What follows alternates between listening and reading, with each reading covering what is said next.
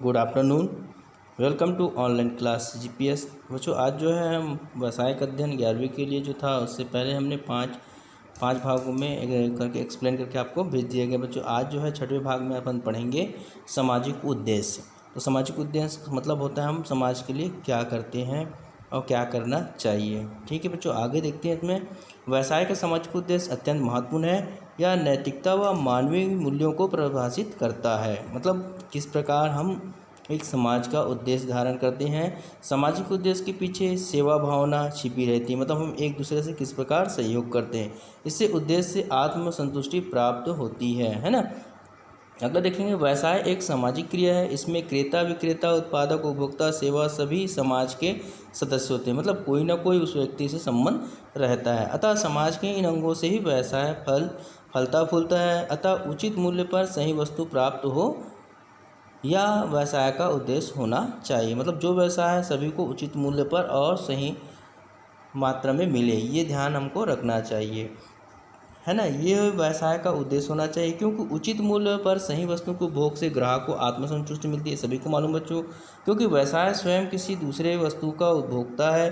अतः सभी व्यवसायी वर्ग को समाज के हितों को ध्यान में रखकर व्यवसाय करना चाहिए। ऐसा का व्यापारी जो केवल लाभ उद्देश्य लेकर ही व्यवसाय करता है, वह भले ही कम समय में अधिक लाभ प्राप्त कर ले, किंतु वह बहुत जल्द समाज से अलग हो जाता है। देखो, जो दूसरे गलत तरीक़ा से उद्देश्य में काम करता है ना, ज़्यादा मूल्य लेता है, वो कुछ समय तक अच्छा कमाता है, लेकिन बाद में वो क्या हो जाता है, समाप्त हो जाता है। और अतः उसे सामाजिक उद्देश्यों को महत्व देना ही होगा। अतः व्यवसाय का उद्देश्य सेवा प्रथम है, सेवा फिर लाभ होना चाहिए। पहले वो सेवा करना फिर लाभ होना।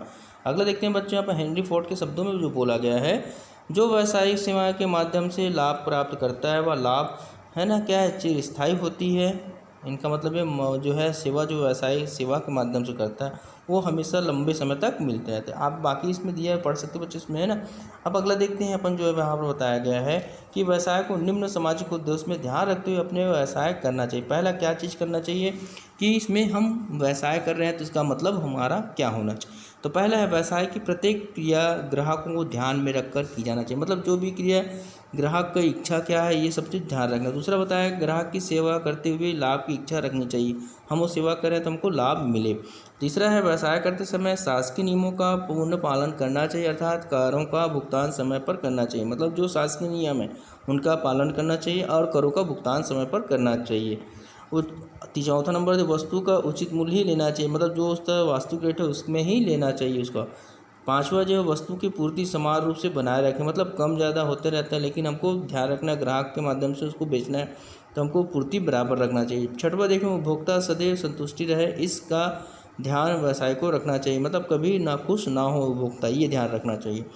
दूसरा नंबर देखेंगे, 11 नंबर जो बताया गया है अपन, है ना, नैतिक एवं मानवीय उद्देश्य। मतलब हमारा उद्देश्य और नैतिक क्या होना चाहिए कि व्यवसायिक क्रिया मानव द्वारा ही की जाती है, सभी को मालूम है। व्यवसाय में नैतिक एवं मानवीय उद्देश्यों को सदैव ध्यान में रखना चाहिए। नैतिक व मानवीयता किसी राष्ट्र के चरित्र का आईना दर्पण होता है। अगर ये नहीं होगा, दोनों मानवीय नहीं होगा और नैतिकता नहीं होगा हमारा आचरण व्यवहार, तो ये काम नहीं चलेगा। अगला देखेंगे, व्यवसायिक क्रियाओं का वर्गीकरण, उद्योग या वाणिज्य। हम देखते हैं यहाँ पर व्यवसायिक क्रियाओं को 3 कसौटी, अर्थात पहला आकार, स्वामित्व और तीसरा है कार्य के आधार पर वर्गीकृत किया गया है। तो आकार मतलब होता है व्यवसाय कितना है, छोटा है, बड़ा है या बहुत बड़ा है, ये ध्यान रखना है। ठीक है बच्चों।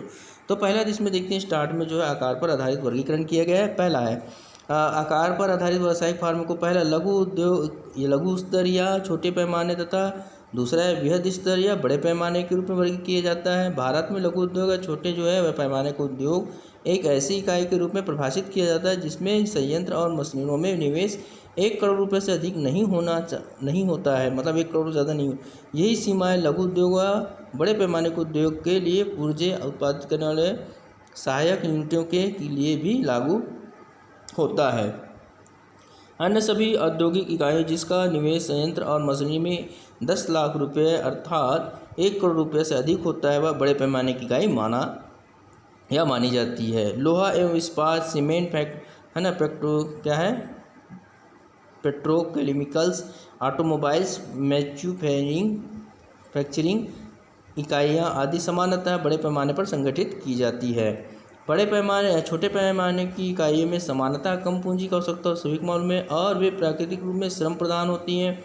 उन्हें सरकार द्वारा अनेक रियायतें जैसे उत्पादन शुल्क छूट, है ना, रियायती दरों पर विद्युत, कम ब्याज दरों पर बैंक उधार आदि प्राप्त होती है।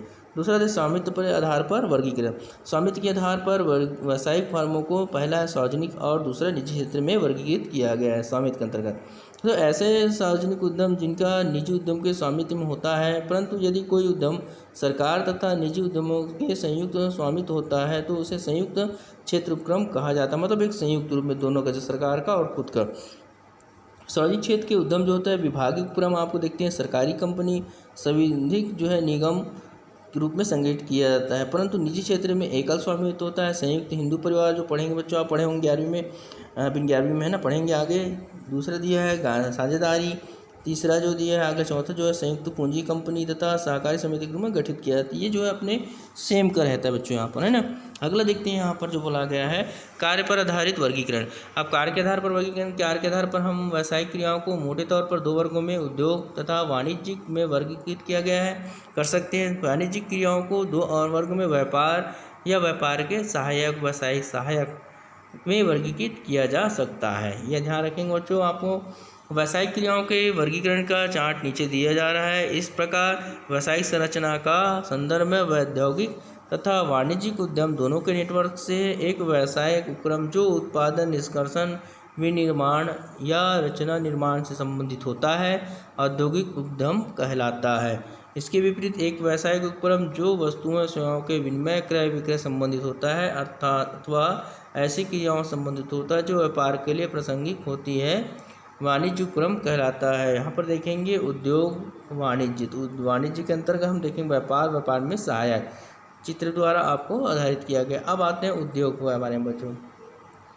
तो उद्योग का अर्थ देखेंगे, उद्योग का आशय उन समस्त क्रियाओं से है जिसके अंतर्गत कच्चे अथवा अर्धनिर्मित माल को विशिष्ट क्रियाओं द्वारा पक्के माल में परिवर्तित किया जाता है। सभी को मालूम है ना, कच्चे माल को, अर्धनिर्मित माल को क्या करते हैं, पक्के में परिवर्तित किया जाता है। मूलतः उद्योग वस्तु के रूप में आकार विशेषताओं में परिवर्तन द्वारा उपयोगिताओं के सृजन से संबंधित है। तो अन्य शब्दों में बोला गया यहाँ पर बच्चों, आप देख सकते हैं यहाँ पर।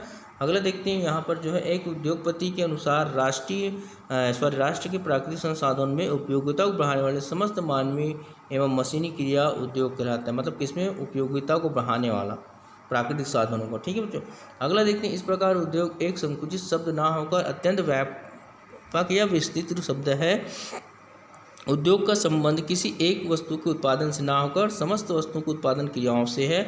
उद्योग में ऐसी वस्तु, कच्ची सामग्री लाई जाती है जिसका उपभोग नहीं किया जा सकता, जैसे लकड़ी, लोहा, कपास, चमड़ा आदि। इन वस्तुओं के आकार, प्रकार, रंग आदि में परिवर्तित कर उसे योग्य बनाया जाता है कि उसका उपयोग मनुष्य कर सके। यह कार्य जिस स्थान पर किया जाता है या एक क्रियाएं जिस स्थल या भवन में की जाती है उसे उद्योग कहते हैं। निर्मित वस्तुओं में साइकिल, पंखा, फ्रिज, रेडीमेड कपड़े, मोटर, कुर्सी, अलमारी, जूता, सूटकेस आदि जो है क्या उद्योग के अंतर्गत बनाए जाते हैं। तो अगला देखें परिभाषा में, है ना, सार्जेंट फ्लोरेस के अनुसार उद्योग से आशय निर्माणी क्षेत्र से, इसमें कृषि, खनिज तथा सेवाएं आती है। तो और बहुत सारा दिया गया बच्चों यहाँ पर देखेंगे। अगला देखते हैं उपयुक्त अर्थ एवं परिभाषा के आधार पर उद्योग की निम्न विशेषता होना चाहिए। पहला है उद्योग एक आर्थिक क्रिया है, मतलब जो हम करते हैं जिसमें मुख्यतः नए रूप या आकार प्रदान करते हैं, है ना। उद्योग नहीं होगा तो हमको माल प्राप्त नहीं होगा। इसमें कच्चे माल का उपयोग किया जाता है, सभी को मालूम है। वस्तुओं को इस योग्य बनाता है कि उनका उपयोग उपभोक्ता कर सके। चौथा देखिए, इसमें वस्तु की लागत में वृद्धि होती है। उद्योग से निर्मित माल आकर्षित होती है, मतलब सुंदर दिखता है आपको बनाने के बाद। अगला देखते हैं बच्चों यहाँ पर, उद्योग में उन आर्थिक क्रियाओं को सम्मिलित किया जाता है जो उत्पादक के निस्तार, निरूपण, है ना, रूपांतरण, विध्यान या विरचना से संबंधित होती है। औद्योगिक उत्पादों को निम्न प्रकार से वर्गीकृत किया गया है। तो आप देखेंगे बच्चों यहाँ पर जो है, पहला है उपभोक्ता माल, मतलब अंतिम उपभोक्ता द्वारा उपयोग की जाने वाली वस्तुओं का उपभोक्ता माल कहा जाता है, मतलब जो उपयोग के लिए किया जाता है। जैसे श्रेणी में खाद्य तेल, कपड़ा, अचार, टेलीविजन, रेडियो, स्कूटी, रेफ्रिजरेटर आदि वस्तु आती है। उत्पादक माल मतलब अन्य वस्तुओं के उत्पादन हेतु प्रयोग की जाने वाली वस्तुओं उत्पादन माल के रूप में वर्णित की जाती है। अन्य उत्पादकों को विनिर्माण करने के लिए प्रयुक्त मशीन, टूल्स तथा मशीनरों को उस शीर्षक में रखा जाता है। इन्हें पूंजीगत माल भी कहा जाता है। अगला है मध्यवर्ती माल, मतलब कुछ ऐसी सामग्री होती है जो एक उद्योग की तैयार वस्तु होती है, अन्य उद्योगों को निष्कृष्ट हो जाती है।